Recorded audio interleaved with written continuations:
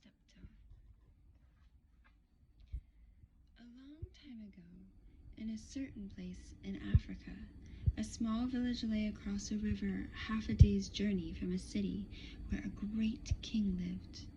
A man named Mufaro lived in this village with his 2 daughters, who were called Manyara and Nyasha. Everyone agreed that Manyara and Nyasha were very beautiful.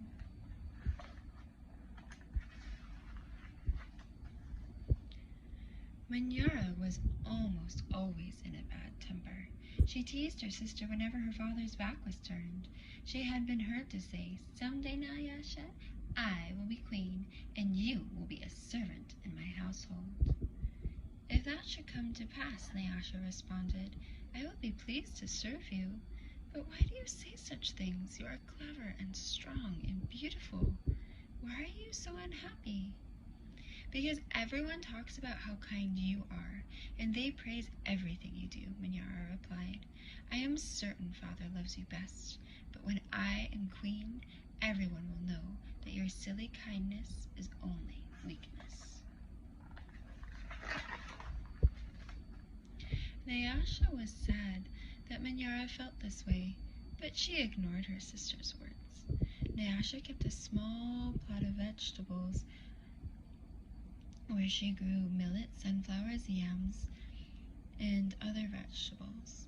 She always sang as she worked, and some said it was her singing that made her crops grow more bountiful than anyone else.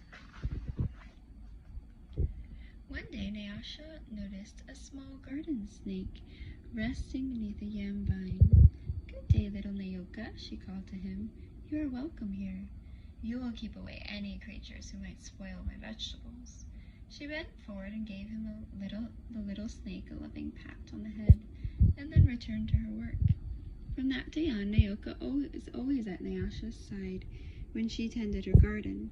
It was said that she sang all the more sweetly when he was there. Mufaro knew nothing of how Manyara treated Nyasha. Nyasha was too considerate of her father's feelings to complain, and Manyara was always careful to behave herself when Mufaro was around. Early one morning, a messenger from the city arrived. The great king wanted a wife. The most worthy and beautiful daughters in the land are invited to appear before the king, and one will be chosen to become queen. Mufaro called Manyara and Nyasha to him. "It would be a great honor to have one of you chosen," he said. "Prepare yourselves for a journey to the city. I will call together all our friends to make a wedding party. We leave tomorrow when the sun rises." "But my father," Manyara said sweetly, "it would be painful for either of us to leave you, even to be a wife of a king. I know Nyasha would grieve to death if she were parted from you. I am strong. Send me to the city, and let poor Nyasha be happy here with you." Mufaro beamed with pride. "The king has asked for the most worthy and most beautiful. No, Manyara, I cannot send you alone. Only a king can choose between 2 such worthy daughters. Both of you must go." That night, when everyone was asleep, Manyara stole quietly out of the village. She had never been in the forest that night before, and she was frightened. But her greed to be first to appear before the king drove her on. In her hurry, she almost stumbled over a small boy that appeared suddenly standing in the path. "Please," said the boy, "I am hungry. Will you give me something to eat?" "I have brought only enough for myself," Manyara snapped. "But please," said the boy, "I'm so very hungry." "Out of my way, boy. Tomorrow I will become your queen. How dare you stand in my path?" She was not very nice, Nyasha woke at the first light of dawn and put on her finest garments. She thought of how her life might be changed forever beyond this day. "I hate to leave this village and never see my father, or sing to little Nayoka again." Her thoughts were interrupted by loud shouts and commotion from the outside. Manyara was missing. Everyone bustled about searching and calling for her. But But when they found her footprints leading to the city, they decided to go on as planned. As the wedding party moved through the forest, brightly plumed birds darted about the cool green shadows beneath the trees. Though anxious about her sister, Nyasha was soon filled with excitement about all there was to see. They were deep in the forest when she saw a small boy standing beside the path. "You must be hungry," she said, and she handed him the yam she brought for her lunch. The boy smiled and disappeared quietly as he had come. Later they approached the place with two paths crossed. An old woman appeared silently, pointing the way to the city. Nyasha thanked her and gave her a small pouch filled with sunflower seeds. The sun was high in the sky when the party came to a grove of towering trees.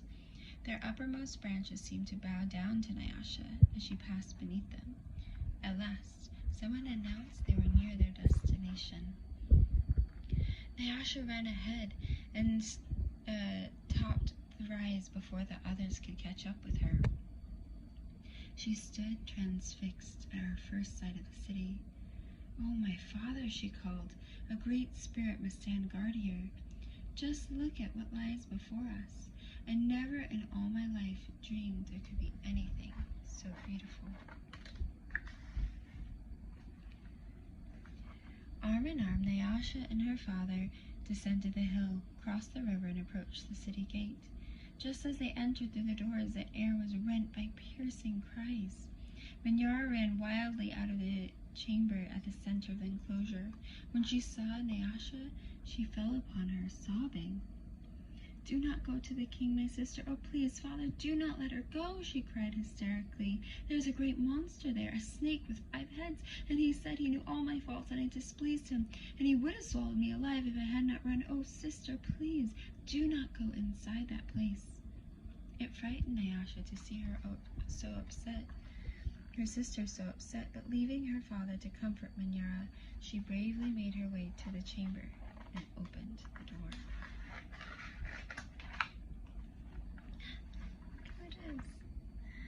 On the seat of the great chief's stool sat the little garden snake. Nyasha laughed with relief and joy. "My little friend," she exclaimed, "it's such a pleasure to see you. But why are you here?" "I am the king," Naoko replied, and there before Nyasha's eyes, the garden snake changed shape. "I am the king.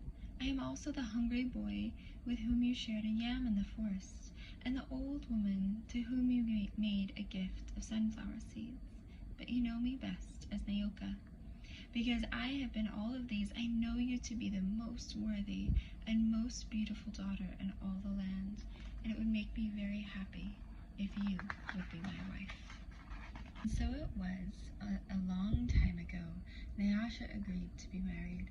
The king's mother and sisters took Nyasha to their house, and the wedding preparations began. The best weavers in the land laid out their finest cloth for her wedding garments. Villagers from all around were invited to the celebration, and a great feast was held. Nyasha prepared the bread for the wedding feast from millet that had been brought from her village. Mufaro proclaimed to all the world who would hear him that he was the happiest father in all the land, for he was blessed with 2 beautiful daughters, Nyasha the queen and Manyara the servant in the